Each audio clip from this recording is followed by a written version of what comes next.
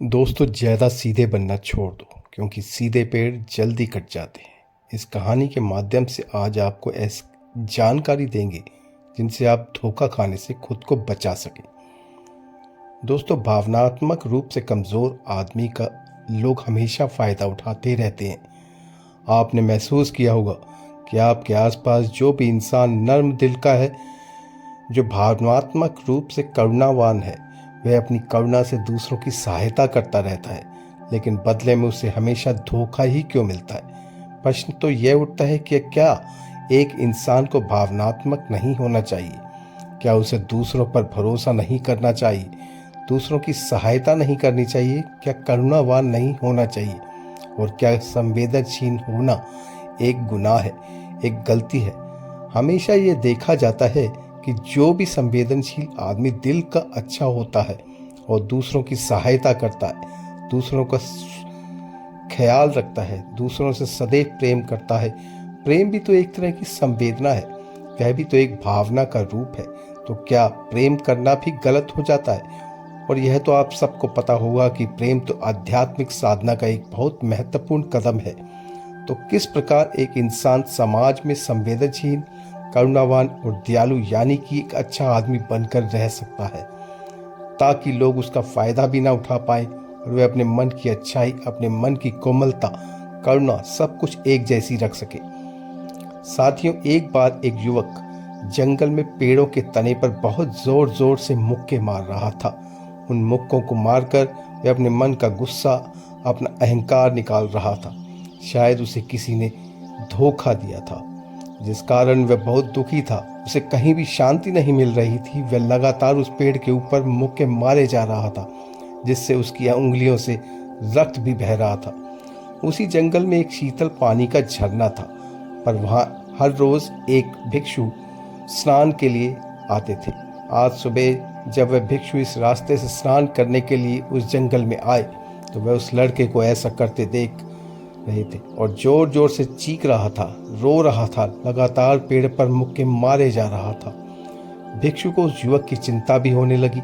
उन्होंने सोचा कि अकेला छोड़ने पर कहीं ये आत्महत्या न कर ले, परंतु भिक्षु ने उससे कुछ भी नहीं कहा और भिक्षु से ऐसा करते हुए दूर खड़े होकर देखते रहे। जब युवक ने देखा कि वे भिक्षु उसकी ओर देखकर भी कुछ नहीं बोल रहे और न ही उससे रुकने के लिए कह रहे हैं, यह तो बहुत ही विचित्र आदमी है।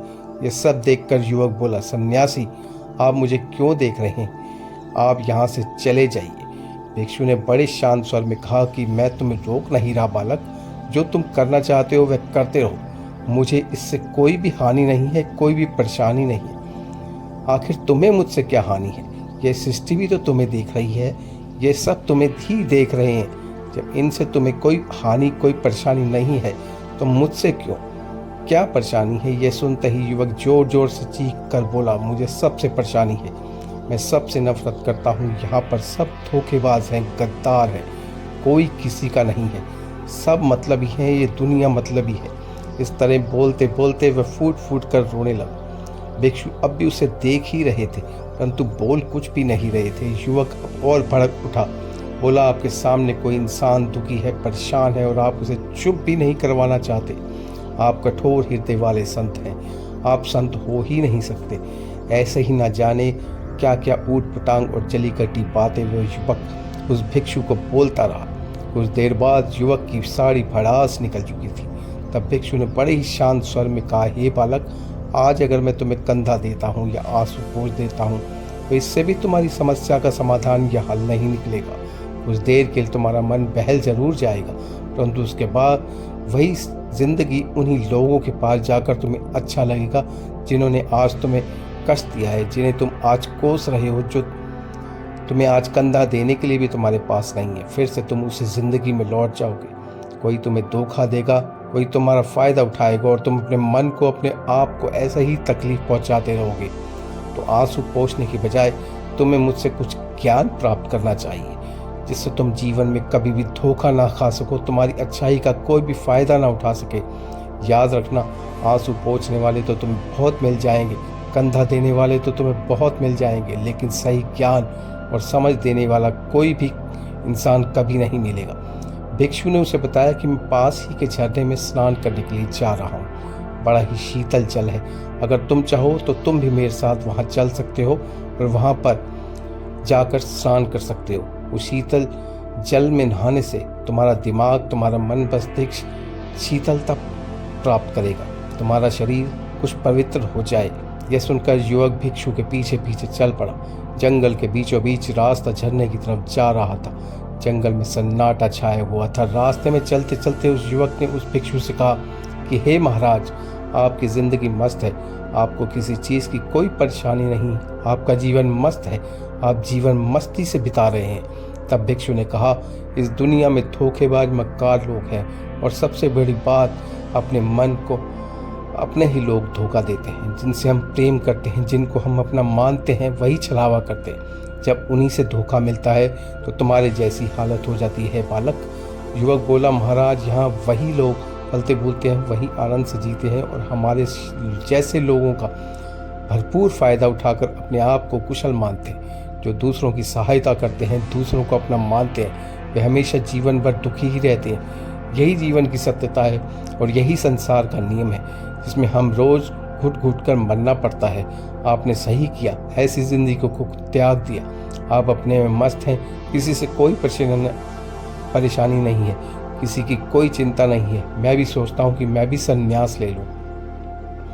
भिक्षु ने कहा, तो छोड़ दो इस दुनिया को। तुम्हें क्या लगता है सन्यासी जीवन बहुत आसान होता है? भिक्षु ने बड़े शांत स्वर में कहा कि तुम्हें 2 वक्त की रोटी तो शांति से मिल जाती है, इधर उधर भटकना तो नहीं पड़ता।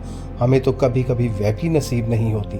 अगर भिक्षा मिल जाती है तो हम खा लेते हैं, वरना हमें भूखे ही सोना पड़ता है। यह सब तुम्हें आसान लगता है तो तुम भी सन्यासी बन जाओ। युवक ने कहा कि आप कहते तो ठीक है माँ, है तो दोनों में ही संघर्ष, चाहे सांसारिक जीवन हो या सन्यासी जीवन। वैसे सांसारिक जीवन भी अच्छा है, लेकिन तब तक जब तक आपके घर वाले आपके साथ हैं, आपके जीवन में सुख शांति बनी हुई है। दोस्तों, जब तक कोई व्यक्ति हमारा फ़ायदा न उठाए, हमसे झूठ न बोले, हमें धोखा न दे, तब तक तो जीवन जीने का आनंद आता है, वरना तो जीवन नर्क ही है। भिक्षु ने कहा, देखो, सन्यासी अपने मन से लिया जाता है। जब हमारा मन कहता है कि हमें सन्यास के मार्ग पर चलना है, तभी सन्यासी जीवन सफल हो पाता है। तब भिक्षु ने कहा, दूसरे लोगों से परेशान होकर तुम सन्यासी बनना चाहते हो तो तुम्हारा सन्यासी जीवन भी कभी सफल नहीं होगा। इससे अच्छा तो तुम सांसारिक जीवन में रहकर कुछ नियम अपनाओ, जिससे दूसरे लोग तुम्हें धोखा नहीं दे पाएंगे। सबसे पहले तो यह समझो कि धोखा उन्हें ही मिलता है जो भावनात्मक रूप से कमज़ोर होते हैं। अनजान लोगों पर भरोसा करते हैं, उन पर भरोसा करना त्याग दो। अनजान लोगों को नज़रअंदाज करना सीखो, इग्नोर करना सीखो, ताकि धोखेबाज मक्कार लोग तुम्हारे करीब भी ना आ पाए।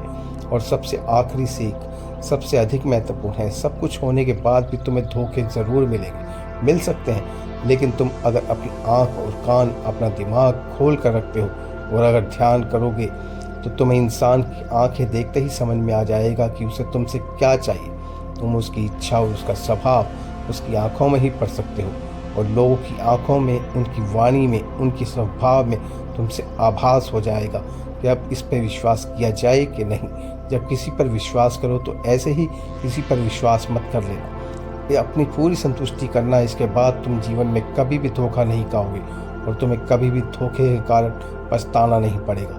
इसी तरह की बातें करते हुए भिक्षु और वह युवक दोनों जंगल से बाहर आ गए और अपने अपने गंतव्य की ओर बढ़ गए।